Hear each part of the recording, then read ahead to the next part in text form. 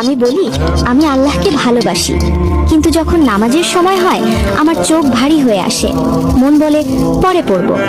আমি বলি আল্লাহ আমার সব কিছু, কিন্তু দুনিয়ার কাজ, দুনিয়ার মানুষ, দুনিয়ার লাভ সবকিছুর জন্য সময় আছে, শুধু আল্লাহর জন্য সময় হয় না।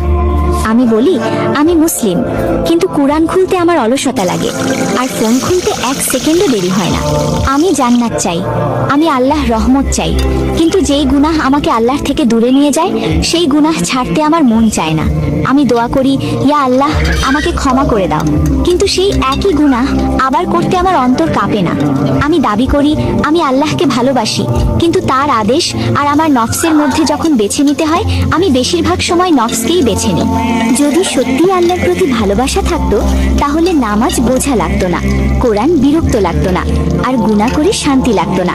কারণ ভালোবাসা শুধু মুখের কথা না, ভালোবাসা ত্যাগ চায়, ভালোবাসা আনুগত্য চায়, ভালোবাসা প্রমাণ চায়। যে আল্লাহকে সত্যিই ভালোবাসে সে আল্লাহর অবাধ্য হয়ে কখনোই শান্ত থাকতে পারে না।